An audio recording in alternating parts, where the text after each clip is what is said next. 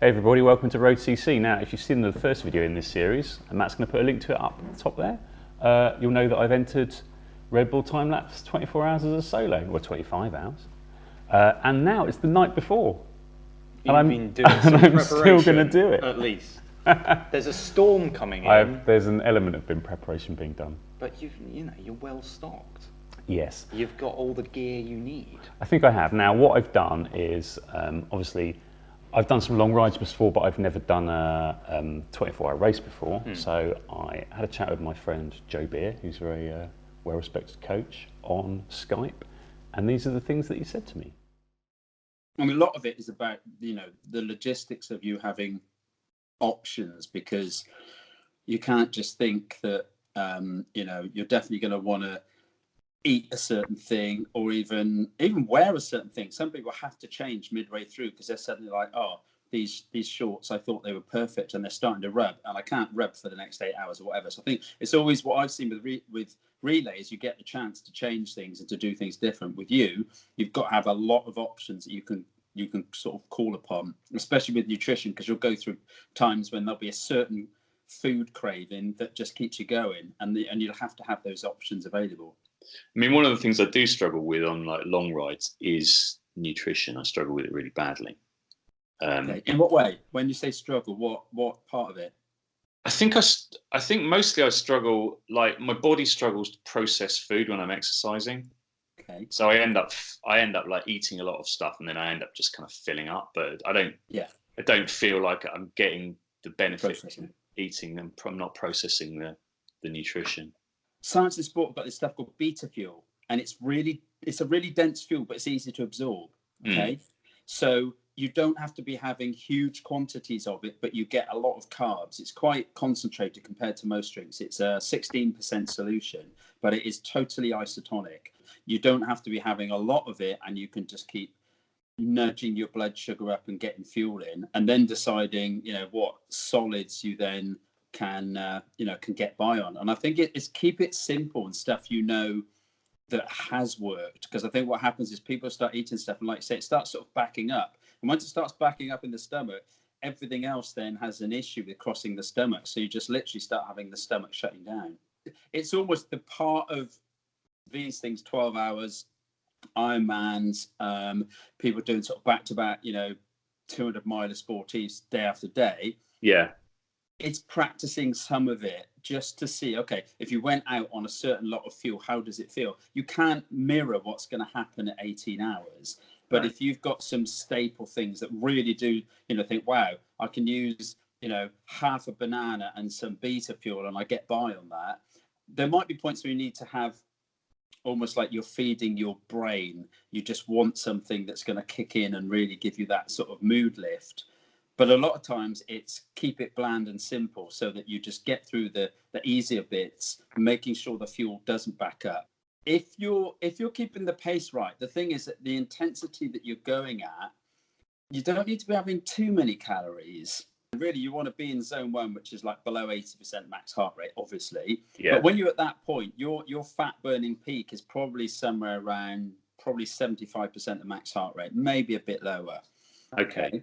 The really, really, really important thing is that taper, is that glycogen storage up to the event.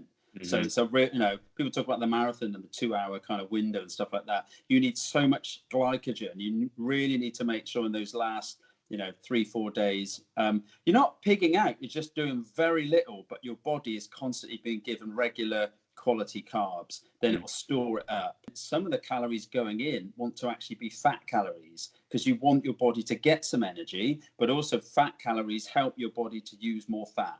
If you just went on carbs, your body's not going to survive on 24 hours on too many carbs. So the conundrum is, what fatty things can you eat that are going to cross the gut? And normally it'd be little bits of bars that have got, if you're all right with nuts or things like that, just something that gives you quite high densities of energy, but just a little bit of lean burn fuel that's a normal food, something that you get on with, some bar that you think whatever state you're in, you could eat it, and you just have little and often, and that just keeps trickling in those sort of small amounts of fat calories. Yeah. One of the things, if you're not already doing it, is to be doing fasted rides in the morning. Okay. Yeah. So, go out however long you can. I did one this morning. It's only probably about an hour and a quarter, but you go out, you can have zilch bar, you can have a cup of coffee, and you just ride on water or electrolyte. 2.5 hours is enough. But that really teaches your body to kind of tap into the fact that you've ate nothing overnight. Your liver glycogen's low. You've got muscle glycogen, but you haven't got liver glycogen. So it gets very efficient at turning over the not the ketones, but basically other sources of fuel to keep you going. I see a big benefit, and I think there's lots of different sources that back it up, of doing this over geared work, where you find, probably a 5-6% hill. Mm-hmm. You're well warmed up, so you might ride to one rather than literally out the door, and then you really grind up sort of 60, 55 RPM, proper sort of grinding, but with good technique, but taking yourself up this incline, really using your legs at this low torque. Because and target wise, I think it would be sub FTP, but it would probably be 80-90% of it. It's quite a firm effort, but going uphill, you'll find that's quite easy to hit that. Yeah. And at 60-ish RPM, you don't get a high heart rate because it's going from a legs exercise rather than from a lungs exercise. So you can actually have quite low heart rates, and you can look at your power and think, blimey, I'm not working that hard. There's something about it that seems to work.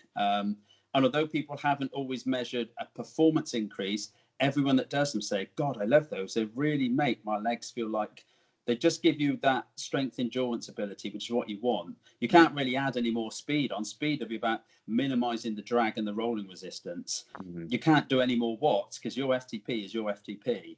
But it's that combination of pacing and fueling and taking an extra bit of leg strength into the event.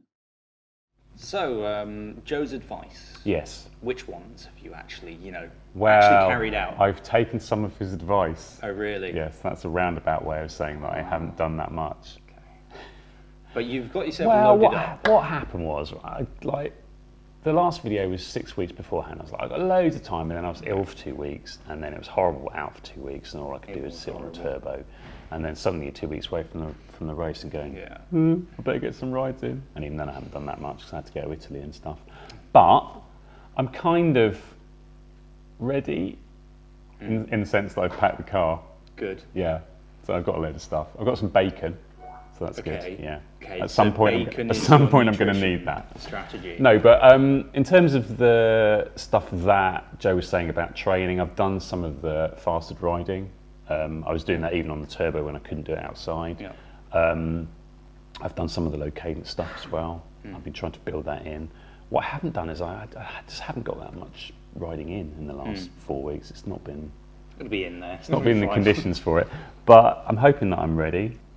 So what other things have I done? Well, I've been on to my nice friends at DHB. Oh, they sent you presents? Yeah, I said, can I have some stuff? They went, of course you can have some stuff. Did they send it in a small as well? No, they didn't. So I've got this. It's mostly their Lab Equinox stuff, so it's kind of not the deep winter, but the kind of like the fall range, if you will. Yes. This is their thermal jersey, Equinox thermal jersey, which you can see is like got that nice waffling effect, keep a bit of warmth in. There's a merino base layer there. Yeah, some leg warmers. Oh, there's this, which I'm excited about, which is the their Alpha Gilet. So it's got the Polartec Alpha insulation in the middle. You tried that? Yeah, I got that in the winter jersey. Really good. Keeps you really warm.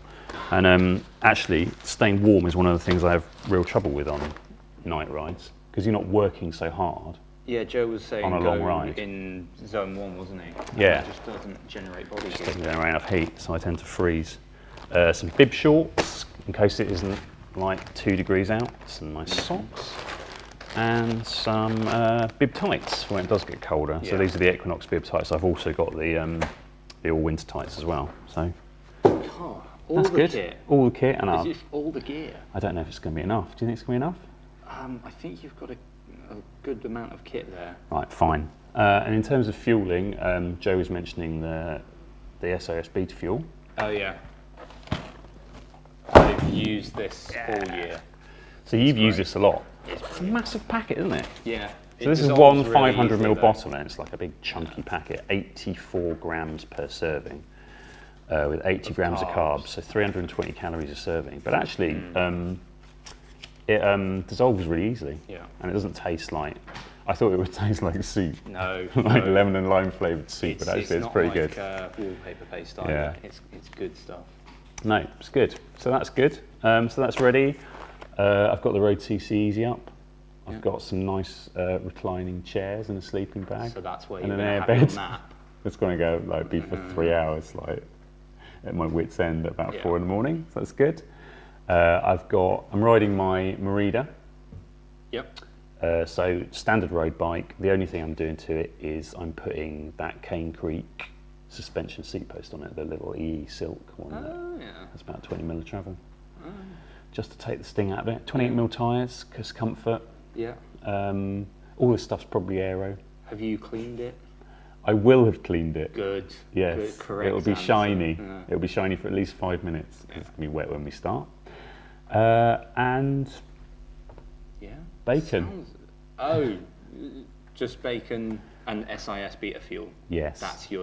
That's the strategy. That's mostly my strategy. Good. I'd say that's quite nice. And you've been off the beers. How long? Well, 2 days now. Oh wow. Yeah, I know. Oh, and off the coffee for at least as long. Oh. Well, actually, maybe not quite that long. Wow. So that's me. I wouldn't say prepared, but I'd say fine. I've reached the end of the time of preparing, and now the race is upon us. Yeah. So yeah, next video will be me showing you how I got on at Red Bull Timelaps Solo. So stay tuned for that. If you've enjoyed this nonsense, don't forget to like and subscribe for more like this on Road.cc. Cheers.